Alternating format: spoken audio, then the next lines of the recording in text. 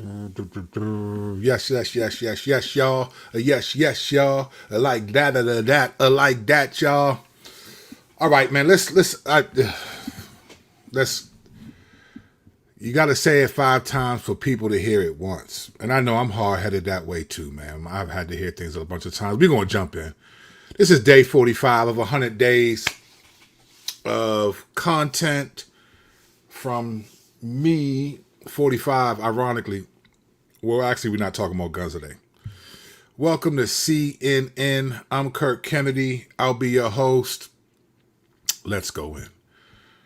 I haven't said this in a while, so let me start off with just giving you 2 verses that I typically use to help me process how I understand things in the world from the scriptures. One is Matthew 16, verse 3. You know how to interpret the sky, but you cannot interpret the signs of the times. So I take that as a personal responsibility given to us by the Lord to interpret the signs of the times. All right, to pay attention to what's happening in your world. So I try to do that and give commentary. And when it's helpful, thank you. If you disagree, cool, we'll keep it moving. All right, the second verse that I try to use to help me stay focused is this verse right here. Ephesians 5, verse 11 says, take no part in the unfruitful works of darkness, but instead expose them. So I take that to mean we're supposed to expose the unfruitful works of darkness, not choose which side of the darkness that we're cool with and which side we're not. So I think there's darkness on all sides, left, right, middle. So I try to expose it, and we will do that again today. All right. The title of this episode is called The Real Reason, or the reason witchcraft is growing. But the reason may not be what you're expecting me to say, but I want to explain it. So stay with me for a few minutes, and I want to explain what I mean by the reason that witchcraft in America in particular is growing. Okay. Now keep in mind that America historically we call ourselves the greatest nation in the world. And there are many, even though we're not necessarily as religious as we used to be, there are many, particularly those who are of the Christian tradition like myself in the church, that would think of America as more of a Christian nation. Now, I've talked about this in previous videos, that the only way you can call America truly a Christian nation is if you compare it to other nations who haven't professed Christ accurately, or even profess them remotely. But if you compare America to, let's just say the top 2 commandments, love the Lord your God with all your heart, soul, mind, and strength, and love your neighbor as yourself, you cannot call America a Christian nation, because America has a history of violating the 2nd commandment, love the Lord your God, love your neighbor as yourself. All right. But for the most part, we would believe America is the greatest nation, and that we're somewhat of a Christian nation or a God-fearing nation, right? Some semblance of order comes from that. But we all see witchcraft is growing significantly in America. Recently, there was an event called Satan Con, where people just dressed up in demonic attire and had a conference and gathered people from all over. It was up in Boston. Gathered people from all over to worship Satan. And that's the kind of stuff that wouldn't have happened. And we see a rise in witchcraft and so forth, right? So what is the reason why? Now, you can answer this question a number of ways. I'm going to answer it my way. If you disagree, cool, keep it moving. Do a video about your way. This is what I'm seeing happening. The reason why witchcraft is growing at a rapid rate, I can summarize in one sentence. But before I do that, Merry Christmas to all, and to all a good like. Hit the like button and subscribe. I would appreciate that. Let the algorithm know that I'm doing something out here. But here in one sentence, let me explain why witchcraft is growing in America in particular. And in one sentence is this: America does not understand God at all.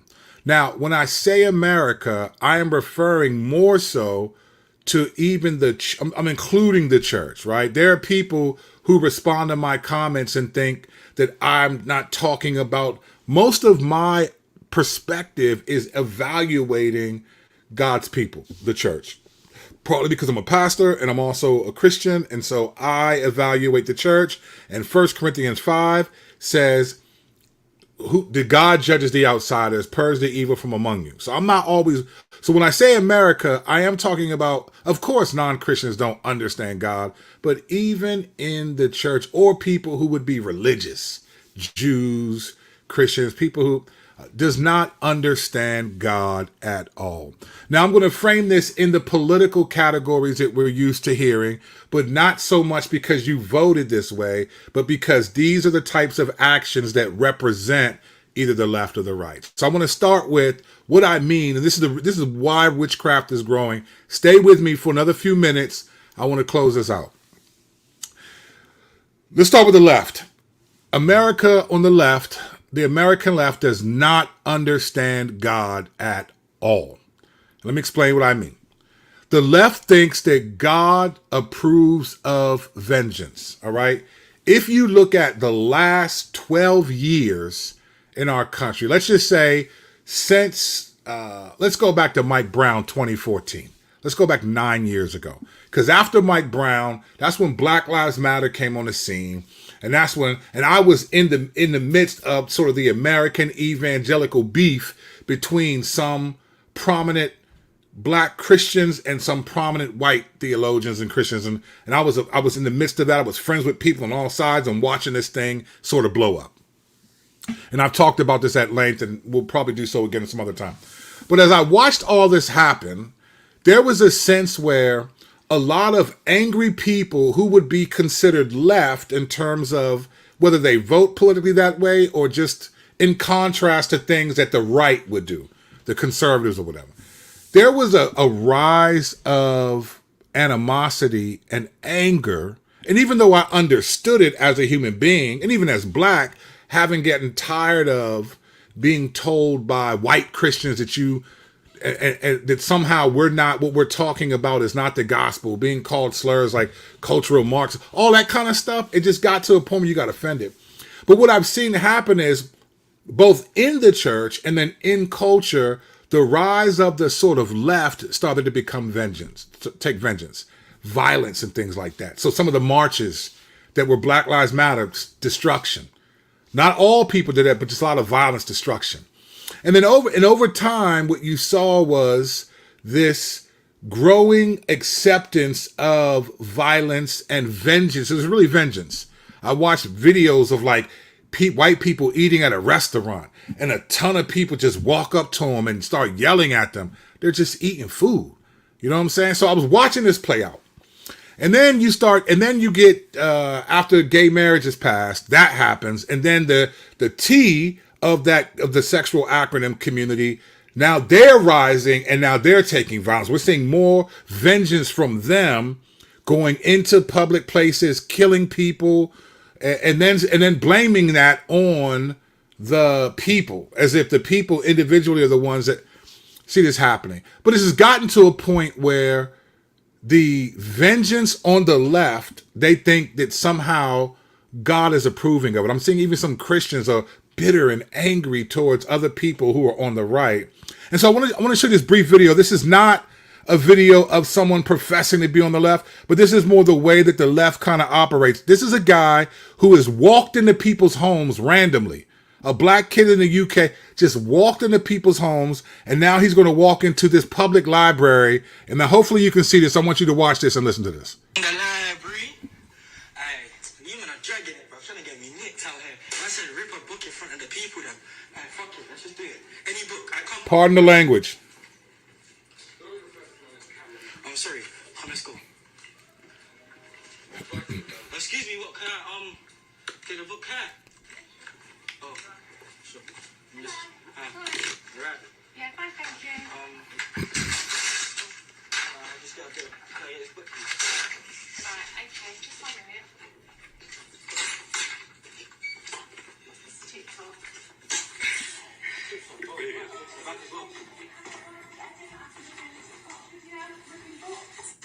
TikTok video ripping books, no? What's that? This is not. All right. So you get the point. this guy's making TikTok videos, walking into random people's houses, and from what I'm understanding, these are usually white people, walking into public places and just ripping up books.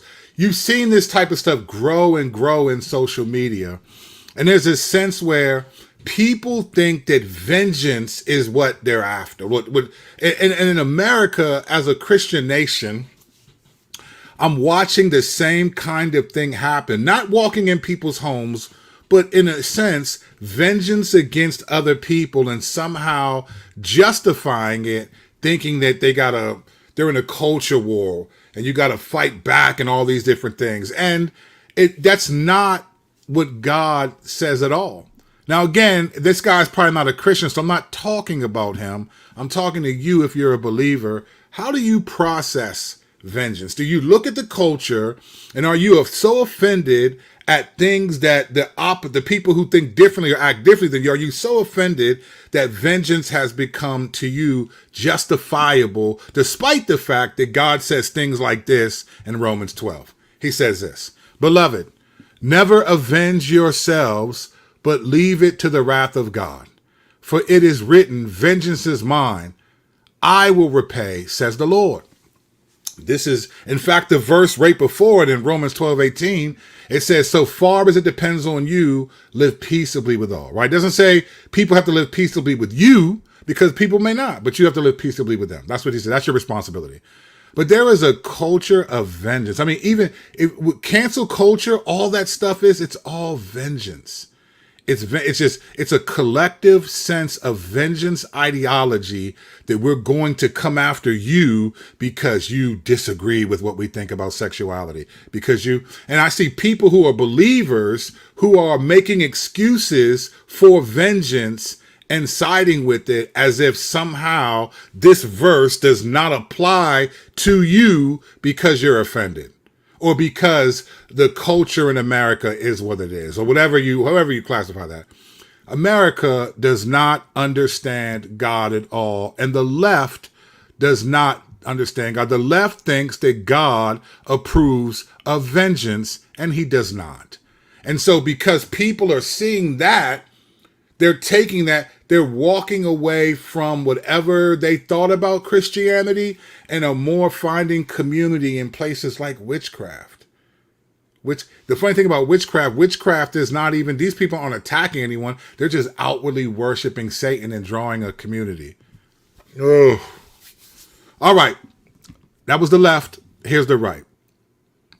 America does not understand God at all, and the American right. And those would be sort of the conservative Christians or religious people. They do not understand God at all. The left thinks God doesn't approves of vengeance, and the right thinks God ignores consequences. Ignores consequences. It is astounding to me. It is astounding to me to watch people on the right say the craziest things, particularly towards like black culture. I'm not saying that there aren't things that are true that they say, but it is in my estimation, one of the most profound statements of ignorance and not understanding that consequences are biblical, that God does not ignore consequences. So I want to watch a brief video. I want you to listen to Matt Walsh, most likely known for What is a Woman documentary, which I agree with Matt Walsh 100% about that. So I don't have an issue with that about Matt Walsh. But listen to what he says here. This is typical to me. This is typical Matt Walsh and his commentary about black community and white community. I want you to watch what he says here. Hopefully you can hear it, and then you'll see the point that I mean about the right thinks God ignores consequences. So here's Matt Walsh. The media has to lie about the stories of Sarah Comrie and Amy Cooper, not to mention the most egregious recent example, which hold on. Penny. And the reason This is acting up. I want you to make sure you can see this. Videos and news stories. All right, here we go. Going out. We're hood over here, so let's rewind that back. Now, there's a reason the media has to lie about the stories of Sarah Comrie and Amy Cooper, not to mention the most egregious recent example, which was Daniel Penny. And the reason is simple. It's because they can't find videos and news stories of white people going out and hunting black people. It just doesn't happen. They lie and pretend it happens all the time, and a lot of white leftists believe it, even when their lives come crashing down because of it. But it's not true. And the people spreading this narrative, they know that it isn't true. Just this weekend, the NAACP Board of Directors issued a travel advisory for Florida. And they were warning that the state, under the leadership of that infamous white supremacist Ron DeSantis, is not safe for black people. Not safe for black people because of white people, just to be clear. But guess where the board's chairman lives? Florida, of course. So these people don't believe their own nonsense. But they expect you to believe it. Or at least pretend that you do.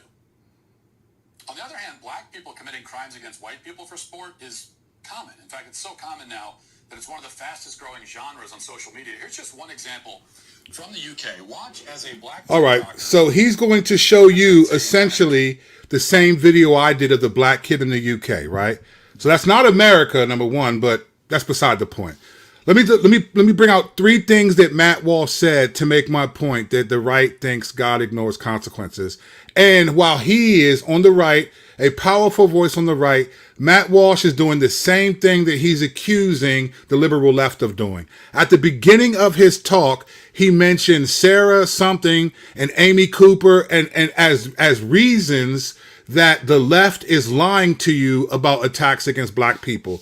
Let's really quickly remember what happened with Amy Cooper. Amy Cooper's story came out in 2020 in between Ahmaud Arbery. It actually was Ahmaud Arbery's story, Breonna Taylor. Amy Cooper's was more quiet, and then George Floyd. So Amy Cooper's story came out on Monday. George Floyd's came out on Thursday, and his story obviously took over the world, right? But here's what happened with Amy Cooper. Amy Cooper was a white woman in Central Park, New York City, walking her dog. She was illegally in an area where bird watchers were allowed to be there to go birding, which I don't do that, but I mean, and apparently there was a black dude that was there bird watching. And the sign says no dogs allowed. So the guy walks up, he's trying to watch birds. The dog is barking, scaring the birds away. And this is on video. This is video. The video went viral. And the guy said, listen, you can't have your dog here. And she got offended. Well, I'm going to call the police. He said, well, you can call them, man, but you're not allowed to be here from 7 a.m. to 8 a.m. or 8 to 9 a.m. You're not allowed to be here. Woo, woo, woo, woo. He videotapes this video. And she says, well, I'm going to tell the police that a black man is harassing me. He was like, go ahead. So he's videotaping her, call the police, and then be like, a black man is harassing me. Now, she knew, she threatened him with that. And he was like, call him, because he was videotaping her. She understood that if a white woman claims that a black man assaulted her, the likelihood that she would be believed and they would have consequences for him were there. And she got caught and she lost her job and all of it, right? That was a classic case of understanding the cultural dynamic from the way society thinks of black men in relation to white women. She threatened him, lied to the police, and if he didn't have a cell phone, who knows what would have happened to this guy, right? I think his name was Chris Cooper. That shared the same last name. So for Matt Walsh to throw her in there as a lie of the leftist media, it makes the point like, bruh, come on, bruh. There are good examples that you have, but don't do stuff like that. That just proves that as smart as you are ignorant and you are perpetuating the very same thing. But that's not even the main point. All right. Matt Walsh said that black people are hunting white people, and you cannot find videos of white people hunting black people. This is what Matt Walsh is saying, that essentially they don't exist. It's a lie of the media and all of that. And so he's giving you this idea that he said this never happens, I think, to quote his language. Here's the problem, and this is what I mean about the right thinks God ignores consequences. Let me give you 2 verses of why I'm saying this. Galatians 6:7 says this: do not be deceived, God is not mocked, for whatever one sows, that he will also reap. For the one who sows to his own flesh will from the flesh reap corruption, but the one who sows to the Spirit will from the Spirit reap eternal life. All right. Now, this is individual personal salvation. I understand the context. I want to use this principally because the principle is that God cannot be mocked. Whatever you sow, you're going to reap. So whatever you do will have consequences, is what God is saying. There are consequences to the things that you sow to. Okay, take this verse, think about that in light of what Matt Walsh said about white people never, there are no videos of white people, they never do this. It's really black people doing this. And that's the new thing with conservatives. Whenever a black person assaults somebody white, there are videos, Charlie Kirk, Ali Beth Stuckey, all these popular conservatives will zoom in on those videos and almost make it seem like that is black culture in black America today. That's an individual, but that's not even what I'm trying to say. Think about this reality, what God says, do not be deceived, whatever one sows out will one will also reap. Even if today there are not as many videos of white people attacking black people, can we just be honest for a minute and say that one of the dominant historical themes within American society is white people attacking, maiming, killing, raping, enslaving, putting into prison 20 years for jaywalking? That's just the fundamental truth of American history. And the only thing that America did was create some civil rights laws. And even them, there's an interview of Martin Luther King, excuse me, his last interview before he went to prison, before he got shot. You can find it on YouTube. And this is 4 years after the I Have a Dream speech, right?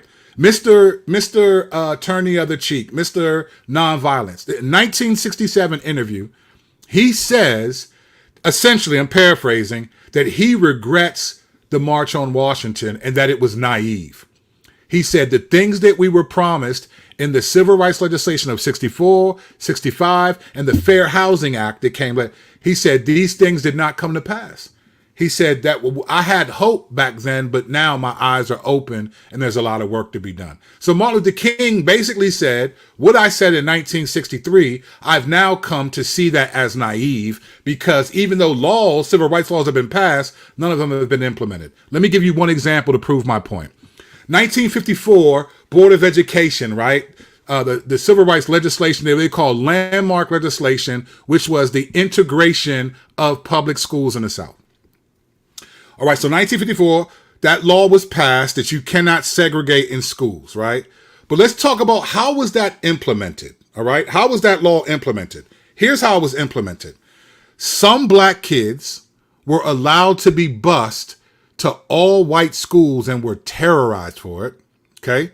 Number two, white families that did not want to integrate then started private schools, charter schools, so that they wouldn't have to have their kids around. Okay, two.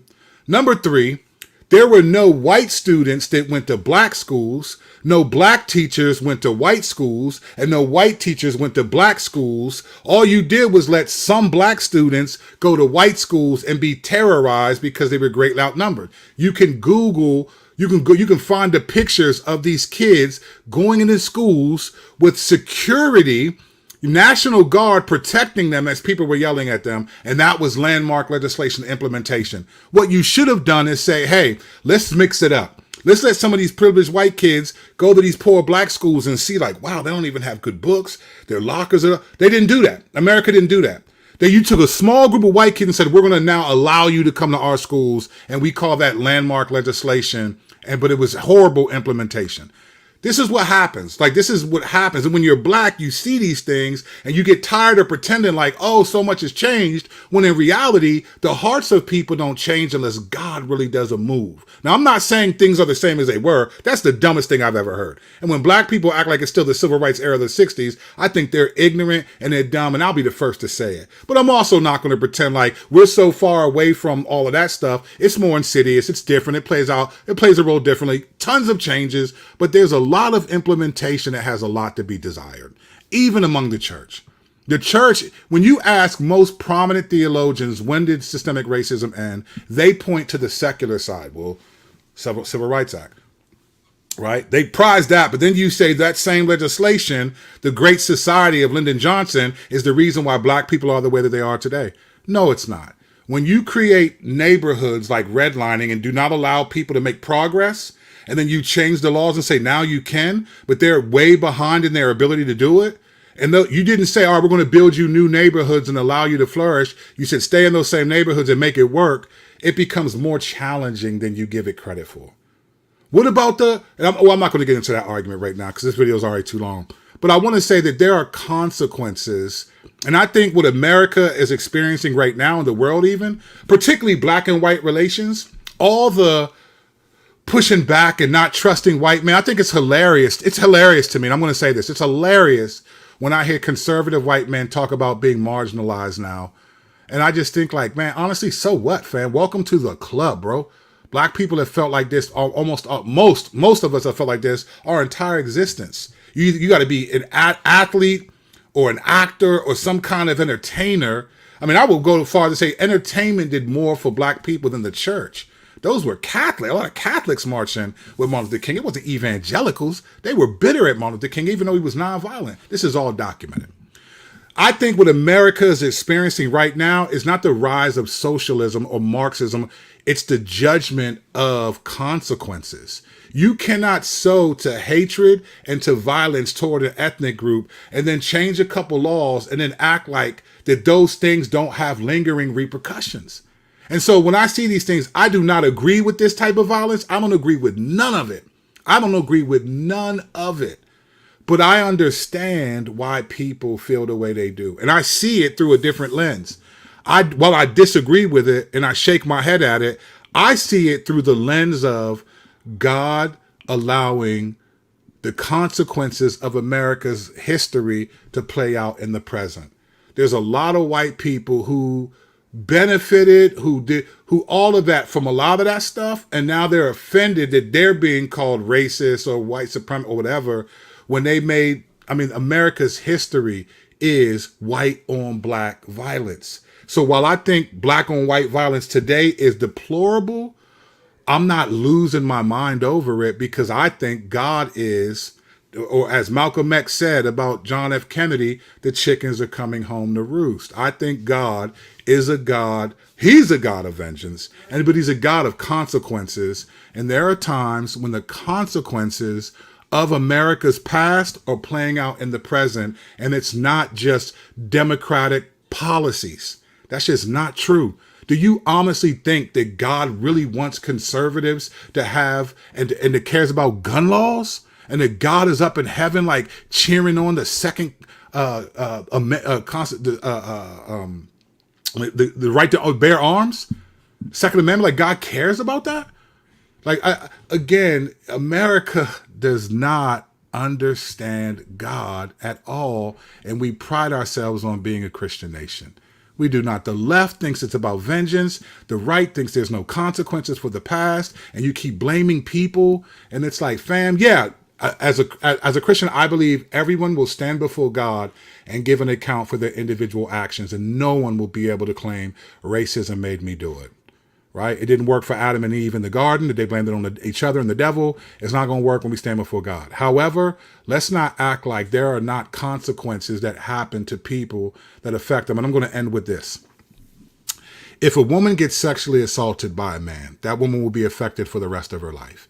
And let's just say that she's afraid of men and being around men, and especially at night, all those things, which would be natural. We would understand that. But let's just say after a year or so, she still is struggling with the trauma of that from being assaulted. Let's just say you tell her, look, you got to get over this. All right. Your brother's not a rapist. Your kids aren't, your sons aren't, your uncle, your dad is, and you got to get over this. All men aren't this way. Right. That would be true in its most literal sense. But it would be insensitive because even though that's true, there is a traumatic impact that has happened to this particular individual that supersedes at times the rationality that all people, all guys aren't this way. She's still going to be impacted. And if she has daughters, she is probably going to let them go to Kung Fu or have pepper spray. She's going to prepare them for the possibility, even though they may never even face that reality, because there is trauma travels. And while people act like that, oh, there's no trauma that happens, that's just not true. I've been in the hood. I'm from there, and I've seen the trauma that happens in that community when people get murdered, and we have to pretend like we're tough and accept it, but we just are afraid to just day to day live and die.